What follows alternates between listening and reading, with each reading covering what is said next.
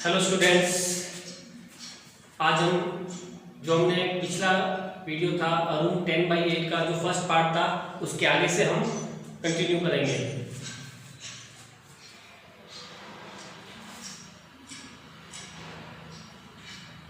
Then they were transferred from Delhi, और उसके बाद में मिस्टर मलिक का जो ट्रांसफर स्थानांतरण दिल्ली हो जाता है, दिल्ली से कहीं और हो जाता है। दे were transferred from Delhi, from यानी से, दिल्ली से उनका ट्रांसफर उनका स्थानांतरण कहीं और हो जाता है।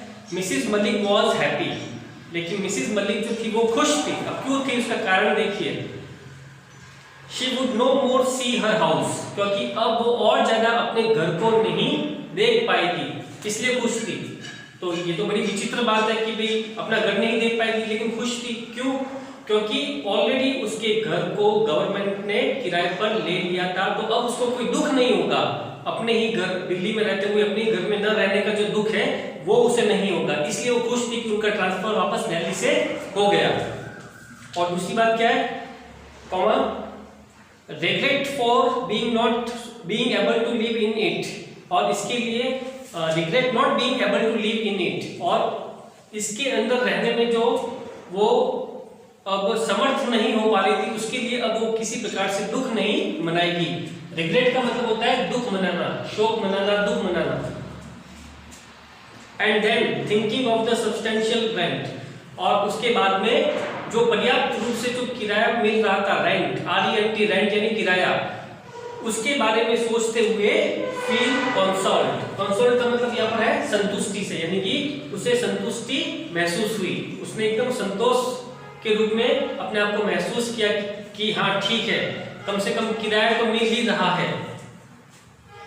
Transferred from one place to another, एक स्थान से दूसरे स्थान में स्थानांतरण होने पर they had to wait for many more years, उनको कई वर्षों तक, और ज्यादा कई वर्षों तक उनको इंतजार करना पड़ा था। किसके लिए? For another term of posting in Delhi, Delhi के अंदर वापस दोबारा पोस्टिंग के लिए, नियुक्ति के लिए उन्हें कई और वर्षों तक इंतजार करना पड़ा था। इन द मीनवाइल, और इसी बीच में क्या होता है, Mrs Malik's mother in law passed away, Mrs Malik की जो सासू माँ है वो गुजर गई या मर गई। Their daughter had been married, और उनकी जो पुत्री है, मिसेस मलिक की जो बेटी है, उसका भी विवाह हो गया था इसी दरमियान। इन अ वे, और एक प्रकार से दे वर लकी, वे काफी लकी थे, that their house had been rented to the government, और एक प्रकार से वे इस मामले में लकी थे कि उनका जो हाउस था, मकान था, वो गवर्नमेंट ने किराए पर लिया था, सरकार ने लिया था। इस बात को लेकर के वो लकी थे। क्यों थे लकी? इसलिए थे क्योंकि आगे बताएगा, private tenants are such a headache, क्योंकि प्राइवेट जो टेनेंट्स होते हैं, किराएदार होते हैं, वो एक प्रकार से मुसीबत होते हैं, एक प्रकार से सरदर्द होते हैं, क्योंकि उनसे सरकारी जो भी आपका तंत्र या सरकारी इंस्टीट्यूशन, गवर्नमेंट इंस्टीट्यूशन यदि किराए पर कोई बिल्डिंग लेता है तो वो टाइम टू टाइम आपके खाते के अंदर जो रेंट है वो क्रेडिट करता रहता है। लेकिन प्राइवेट टेनेंट्स के साथ ऐसा नहीं होता है, उनके साथ तो कई सारी हेडेक्स होती है, तो कोई टाइम पर किराया देता है, कोई नहीं देता है, तो इन सब मुसीबतों का सामना ओनर को करना पड़ता है। There is no end to their complaints and demands, क्योंकि उनकी जो भी कंप्लेंट्स होती है, प्राइवेट टेनेंट्स की जो भी शिकायतें होती है और उनकी जो डिमांड्स होती है, मांगे होती है, उसकी कोई लिमिट ही नहीं होती है। वो बस कहते रहते हैं, कभी ये शिकायत करते हैं, कभी कि भी घर में ये दीवार खराब हो गई है, ऐसा हो गया है, पानी टपक रहा है, तो इनकी शिकायतें होती रहती है। लेकिन यदि आप, मिस्टर मलिक का ऐसा मानना था कि गवर्नमेंट अगर किराए के रूप में मकान ले रही है तो उनको कोई ज्यादा दिक्कत नहीं आएगी, लेकिन प्राइवेट टेनेंट्स जो होते हैं वो ज्यादा दिक्कत देते हैं। एंड देन और they are more often than not irregular in the payment of rent. इसको अंडरलाइन आप करिए, मोर ऑफन देन नॉट, इसका मतलब होता है आधे से अधिक समय, ठीक है। And then they are more often than not irregular in the payment of rent, और आधे से अधिक समय तो ये लोग जो होते हैं, प्राइवेट टेनेंट्स होते हैं, ये अनियमित होते हैं, नियमितता नहीं बरतते, किसमें? रेंट चुकाने में, पेमेंट ऑफ रेंट, यानी कि किराए का जो भुगतान होता है उसको चुकाने में वो नियमित नहीं होते हैं। Mrs Malik's house having been requisitioned by the government, और मिसेस मलिक का जो मकान था वो सरकार के द्वारा जो अधिग्रहित किया गया था, लिया गया था, कॉमा करके बताया गया आगे, the rent was credited to their bank account every month regularly, तो जो किराया था वो उनके बैंक खाते में हर महीने नियमित रूप से जमा होता रहता था। क्रेडिट का मतलब जमा होना। उसके बाद देखिए, only their son remained to be married now, remain यानी रहना, और केवल उनका जो अब पुत्र था वही, उसी की अब शादी होनी बाकी थी। मिस्टर मलिक थॉट, और मिस्टर मलिक ने सोचा दैट कि they would rather be done with it before he retired, और ये उन्होंने सोचा मिस्टर मलिक ने कि यह काम उनके रिटायरमेंट से पहले ही वो कर लेंगे, ये उन्होंने सोचा, यानी कि अपनी बेटी की शादी का जो काम बचा हुआ है वो अपने रिटायरमेंट से पहले वो कर लेंगे पूरा। उसके बाद क्या हुआ, their son had been married, उनका जो बेटा था उसकी शादी हो गई थी। Mr Malik had retired from service, Mr Malik भी अब सर्विस से, अपनी सेवा से, नौकरी से रिटायर हो गए थे, सेवानिवृत्त हो गए थे। बट लेकिन their house had not yet been released by the government, लेकिन अभी भी उनका जो मकान था वो सरकार के द्वारा छोड़ा नहीं गया था, उसको रिलीज नहीं किया गया था।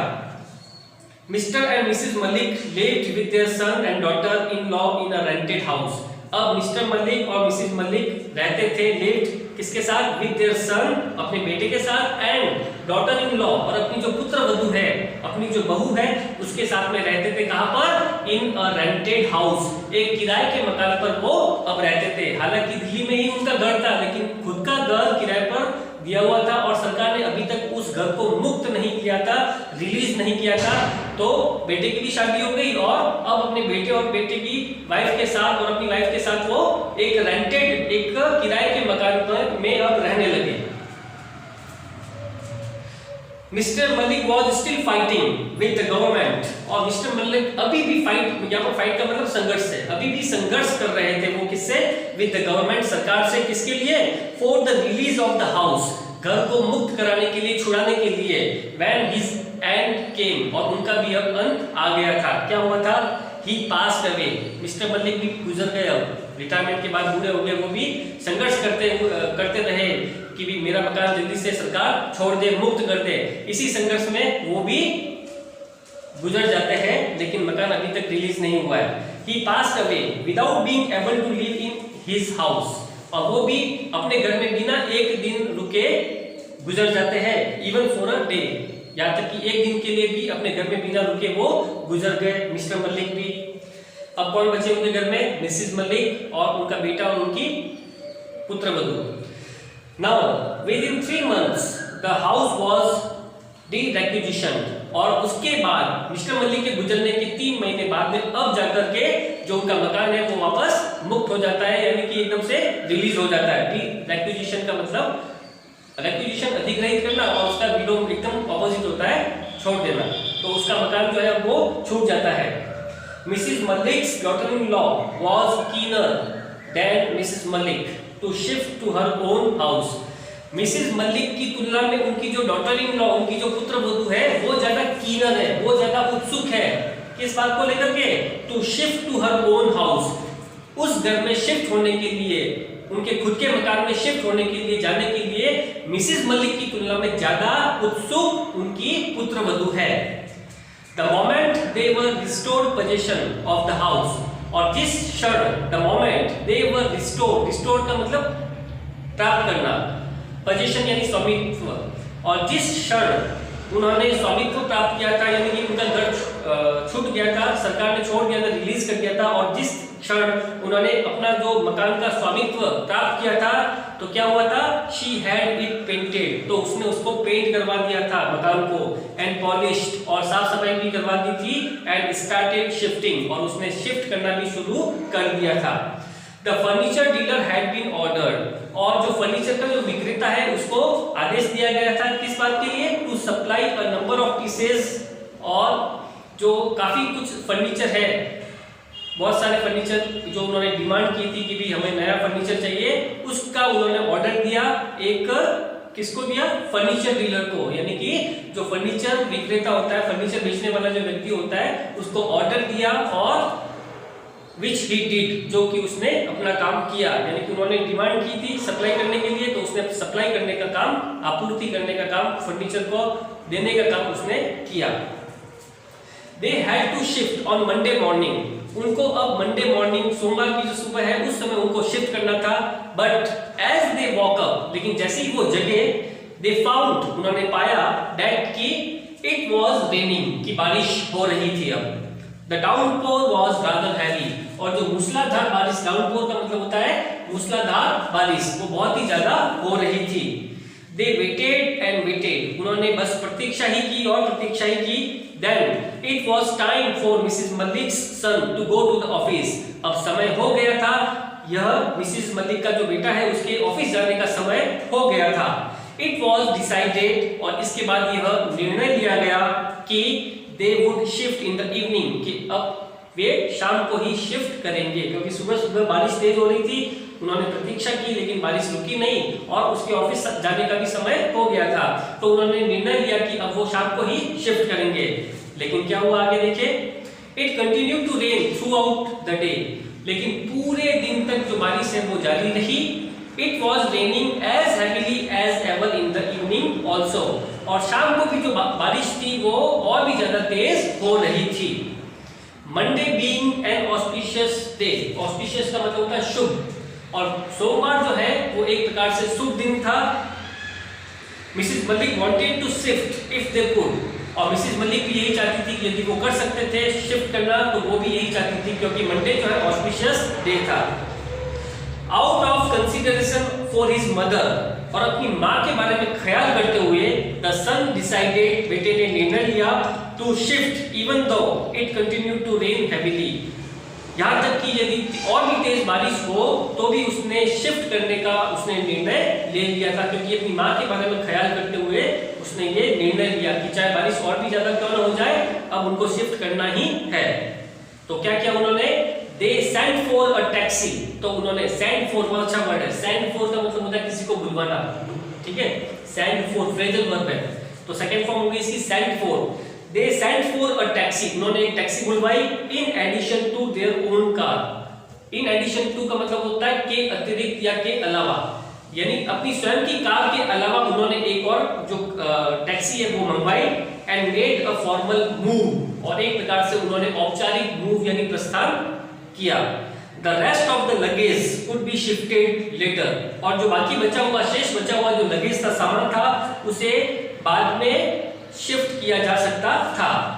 It was raining incessantly, incessantly देखिए बहुत अच्छा वर्ड है, इसका मतलब होता है continuously, लगातार, बिना रुके, और it was raining incessantly यानी कि बहुत तेज, बिना रुके, लगातार बारिश हो रही थी। Sitting in the back seat of the car, car की पिछली सीट पर बैठते हुए, Mrs Malik was lost in memories, Mrs Malik अब जो अपनी पुरानी जो यादें हैं उसमें खो गई थी। यानी कि अब वो कार में जा रहे हैं नए मकान में, आगे बैठा है कौन, ड्राइव कर रहा है उसका बेटा मिसिस मलिक का, और आगे की सीट पर है उनकी पुत्र वधू डॉटर इन लॉ, और पीछे खुद बैठी हुई है मिसिस मलिक, और वो अपने ख्यालों में पुराने जो दिन है उनमें खो गई थी। अब वो क्या सोच रही है देखिए, What pains she had taken while the house was under construction, कि उसने कितने दर्द उठाए थे, कितनी दिक्कतों का सामना किया था। While the house was under construction, जब घर का निर्माण हो रहा था, या फिर जब घर निर्माणाधीन था, तब उसने कितने पेन्स उठाए थे, कितने दर्द उठाए थे। क्या उसने दर्द उठाए थे देखिए, the days when she missed her meals, वे दिन जब उसने अपना जो भोजन है वो भी मिस कर दिया था, उसको भी वो मिस कर गई थी, चूक गई थी, खाना भी चूक गई थी। The days she stood in the scorching heat of the sun, supervising the work in progress, और वे दिन जब वो खड़ी रहती थी उस झुलसाने वाली गर्मी में, स्कॉचिंग झुलसाने वाली, और वे दिन जब वो झुलसाने वाली भयंकर गर्मी में वो खड़े रहती थी, और वो भी कैसे, supervising the work in progress, जो कार्य जो प्रगति पर चल रहा था उसका निरीक्षण करते हुए वो झुलसाने वाली जो गर्मी है, तपा देने वाली गर्मी है, उसमें वो खड़े रहती थी। तो ये भी पेन उसने उठाया था। The days she was drenched in rain, और वे दिन जब वो drenched यानी पूरी तरीके से गीली हो जाया करती थी रेन के अंदर, यानी बारिश के सीजन में बारिश होती थी तब भी वो गीली हो जाती थी, लेकिन वो वहां से जाती नहीं थी। The architect had prepared a sketch of the house in color, और उस आर्किटेक्ट ने, उस इंजीनियर ने, नक्शा बनाने वाले ने प्रिपेयर यानी तैयार करना, प्रिपेयर अ स्केच यानी खाका, नक्शा, sketch of the house in colour, यानी कि एकदम कलरफुल तरीके से उसको अच्छे से उसने रंग बिरंगा रूप देकर के उस खाके को उसने आर्किटेक्ट ने बनाया था, घर के नक्शे को बनाया था। The way it would look, और किस प्रकार से यह नक्शा दिखाई पड़ेगा, या जब मकान बनेगा तब ये कैसे दिखाई पड़ेगा, when completed, जब ये पूर्ण रूप से तैयार हो जाएगा तब ये कैसे दिखेगा, उस प्रकार से उसने पूरा नक्शा बनाया था। It had the figure of the lady of the house, और उसके अंदर एक आकृति थी उस नक्शे के अंदर, किसकी, figure of the lady of the house, उस घर की जो मालकिन है, figure of the lady of the house यानी घर की मालकिन। तो उस फिगर के अंदर उस इंजीनियर ने एक लेडी भी बनाई थी, यानी कि घर की मालकिन भी बनाई थी, जो कि स्टैंडिंग ऑन द वरांडा, जो कि वरांडा यानी बरामदे पर खड़ी थी, with her back towards the marble pillar, जिसमें उसकी जो पीठ है वो किसकी ओर थी, मार्बल का जो पिलर लगा हुआ है, खंबा लगा हुआ, उसकी तरफ उसकी पीठ थी। तो उसने उस स्केच के अंदर एक औरत भी, एक महिला, घर की जो मालकिन होती है उसका भी फोटो उसने बनाया था, जो कि मार्बल का जो पिलर है उसकी तरफ वो उसकी पीठ थी और वो खड़ी हुई थी। एलिगेंट एंड ग्रेसफुल, एलिगेंट सहज और ग्रेसफुल का मतलब होता है आकर्षक, और एकदम ही ये बहुत ही सहज और आकर्षक स्केच था। एन इमेज ऑफ कंटेंटमेंट, और यह एक ऐसी इमेज थी जो कि संतोष प्रदान करती थी, यानी कंटेंटमेंट का मतलब होता है संतोष, इसको देख करके ही एकदम संतुष्टि आ जाती थी, तो उस प्रकार की वो इमेज थी। तो वो ये सब बातें सोच रही है। क्लैड इन अ मैरून साड़ी, और जो कि लिपटी हुई थी मरून कलर की, जो मरून एक कलर होता है उस कलर की साड़ी में वो लिपटी हुई थी, यानी कि आर्किटेक्ट ने उस लेडी ऑफ द हाउस को बना रखा था, उस घर का जो नक्शा उसके साथ ही बना रखा था, और उसको मरून कलर में साड़ी के रूप में उसको उस आकृति को यूज किया था। मिसेस मलिक ने महसूस किया दैट कि द आर्किटेक्ट हैड पेंटेड हर, और मिसेस मलिक ने ये इस बात को महसूस किया कि भी ये जो घर का जो नक्शा बनाया है और उसके अंदर जो लेडी है, तो एक प्रकार से आर्किटेक्ट ने उसी को ही पेंट किया है, यानी कि मिसेस मलिक को ही पेंट किया है। बट शी नेवर वोर मरून कलर्ड साड़ीज, लेकिन वो कभी भी मरून कलर की साड़ियां नहीं पहनती थी। लेकिन आर्किटेक्ट ने तो मरून कलर उसके अंदर, फिगर के अंदर कलर डाला था, उस लेडी के अंदर, साड़ी के अंदर जो भी है। Mrs Malik felt that the architect had painted her, ये हो गया। The figure in the sketch however was as tall as Mrs Malik, और उस स्केच के अंदर, उस नक्शे के अंदर जो आकृति थी, जिस महिला की आकृति थी, फिर भी was as tall as Mrs Malik, यानी कि वो लगभग वैसे ही लगती थी, उसका जो आकार था वो वैसा ही लगता था जैसा कि मिसेस मलिक का है। Reclining against the pillar, reclining यानी झुकते हुए, जो कि झुकी हुई है पिलर के सहारे, अगेंस्ट द पिलर के सहारे झुकी हुई है। She stood the way Mrs Malik used to stand, और उसी प्रकार से वो खड़ी हुई जैसे कि मिसेस मलिक वहां जब मकान में देखने जाती थी और जैसे ही वो खड़ी रहती थी, तो वैसे ही वो आकृति, जिस प्रकार से वो आकृति ऐसे उस महिला की बनी हुई थी, वैसे ही मिसेस मलिक जैसे कि वहां पर मार्बल पिलर के सारे झुक कर के खड़ी रहती थी, तो वैसे ही फिगर उस स्केच के अंदर भी था। Mrs Malik saw the figure in the sketch, और उसके बाद में मिसेस मलिक वापस उस फिगर को, उस स्केच के अंदर, उस नक्शे के अंदर फिगर को देखती, आकृति को देखती, एंड वुड गो, और जाया करती कहां पर, and stand before the dressing table, और वहां पर जो ड्रेसिंग टेबल है, सजने का संवरने का जो ड्रेसिंग टेबल होता है, कांच का जो टेबल होता है जिसमें देखते लोग, वहां पर वो जाती थी मैनी ए टाइम, कई बार, यानी कि उस आकृति को देख करके वापस उस आकृति को देखती थी कि भी हाँ इस नक्शे के अंदर जो लेडी है एक प्रकार से वो मैं ही हूँ, क्योंकि आर्किटेक्ट ने लगभग मुझे ही देख करके उसको बनाया है। तो वो उस आकृति को देखती और देखने के बाद वापस अपने रूम में जाती होगी और ड्रेसिंग टेबल में खुद को देखती होगी। She thought that she must show that sketch to her daughter-in-law sometime. उसने सोचा कि उसे ये चीज दिखानी चाहिए, शो करनी चाहिए, इस स्केच को, इस नक्शे को किसको? To her daughter in law, अपनी पुत्र वधू को, सम टाइम, कभी। तो जब मिसेस मलिक जब थोड़ी सी जवान थी उस समय और उसके बेटे की शादी भी नहीं हुई थी, तब वो सोचा करती थी कि किसी दिन मैं अपनी पुत्र वधू को ये स्केच दिखाऊंगी कि देखो आर्किटेक्ट ने ये जो स्केच बनाया है ये मैं ही हूँ और ये मेरे जैसे ही लगती है। तो ऐसा उसने सोच रखा था। Her daughter-in-law was sitting on the front seat with her husband. उसकी जो पुत्र वधू है मिसेस मलिक की, वो आगे वाली सीट पर अपने हस्बैंड के साथ बैठी हुई थी। Moving the rear view glass of the car towards her. Moving यानी हिलाते हुए, क्या? रियर व्यू ग्लास, जो कांच होता है, जो जिस मिरर होता है जिसमें से आप पीछे वाली चीजों को देखते हो, तो उनको कहते हैं रियर व्यू ग्लास। ध्यान रखना, रियर यानी पिछला, बैक। रियर व्यू ग्लास का मतलब होता है जो कार या बाइक होती है जिसमें आप पीछे वाली चीजों को देखते हो, तो उन मिरर को कहते हैं रियर व्यू ग्लास कहते हैं। तो moving the rear view glass of the car, car का जो पश्चिम भाग वाला देखने का जो कांच है उसको मूविंग, उसको हिलाते हुए, टुवर्ड्स हर, अपनी तरफ हिलाते हुए या अपनी ओर सेट करते हुए, she started repainting her lips, उसने शुरू कर दिया अपने लिप्स को पोतना यानी कि लिपस्टिक लगाना उसने शुरू कर दिया। Where was the need to paint the lips, अपने लिप्स को, अपने होठों को दोबारा पेंट करने की क्या जरूरत है, क्या आवश्यकता है? When they were going to their own house, जबकि वो खुद अपने घर पे ही जा रहे हैं, स्वयं के घर पर ही जा रहे हैं, तो कोई अपने घर पर जाता है तो तैयार होने की क्या जरूरत है, ऐसा वो सोच रही है Mrs Malik. At the most they would eat and then go to sleep, ज्यादा से ज्यादा क्या होगा? At the most, ज्यादा से ज्यादा वो क्या करेंगे? They would eat, वो तो खाना खाएंगे घर जाकर के, and then go to sleep, और उसके बाद सोने चले जाएंगे। तो फिर इसमें अपने लिप्स को पोतने की क्या आवश्यकता है, लिपस्टिक लगाने की क्या आवश्यकता है, ऐसा मिसेस मलिक अपनी पुत्र वधू के लिए सोच रही है।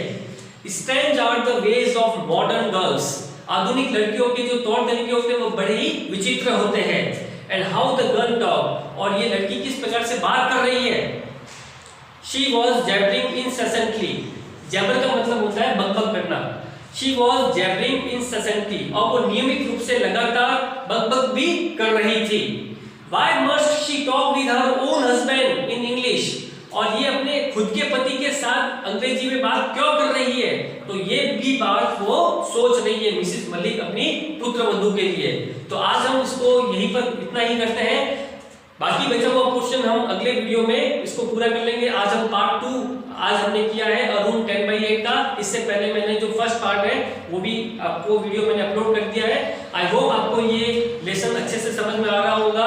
आप इसे ज्यादा से ज्यादा लाइक करिए अगर आपको पसंद है, और सब्सक्राइब भी कीजिए ताकि जो भी हमारे हिंदी मीडियम के जो स्टूडेंट्स हैं उनको ये वीडियो पहुंचे और वो इसका लाभ ले सके। तो अगला वाला जो टॉपिक जब भी हम आएंगे लेकर के, उसे हम पार्ट 3 के अंदर पूरा करेंगे और उसके बाद और नया कोई टॉपिक लाएंगे। Thank you so much.